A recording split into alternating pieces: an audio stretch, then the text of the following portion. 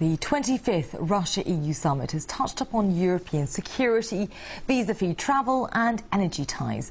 Both sides agreed to work together to help Russia transform its economy, with the Partnership for Modernization project at its heart. Katarina Azarova explains more. Knocking down barriers. Russia and the European Union seem to be all set on a new kind of relationship, where the key words are partner. The Partnership for Modernization project will allow both sides to intensify their economic and technological cooperation. But that's not all.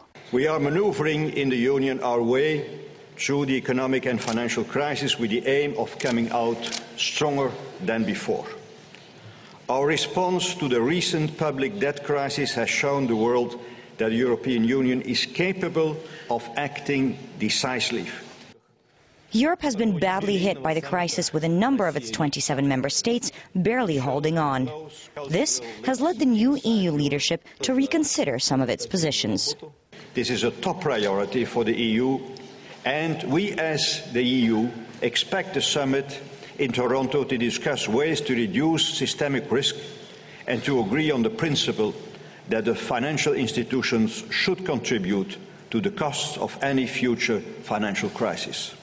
This echoes President Medvedev's earlier statements before the convention of the so-called G20. The desire for tighter control seems to naturally pitch Russia and the EU against the United States, as both agree that lax financial regulations in the U.S. were the cause of the global economic crisis.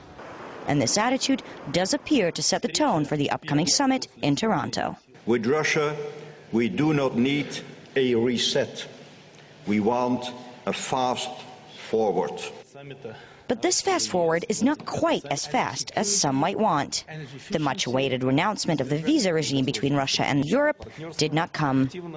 We handed over our draft of the resolution to our EU partners. We understand it's easier for us, as we are one country, and the EU is 27, but there's really nothing preventing the visa regime from being lifted. The EU has nothing to fear from us. Despite the fact that no major agreements were signed, the foundation for a new type relationship was laid, according to some EU delegates. Skeptics have already claimed the EU was treading water in Russia, but as the participants themselves say, this was a get-to-know-you summit, a chance for the new European leadership to make sure everyone is on the same page before getting down to business in Brussels. Katarina Azarova, RT, Rostov-on-Don.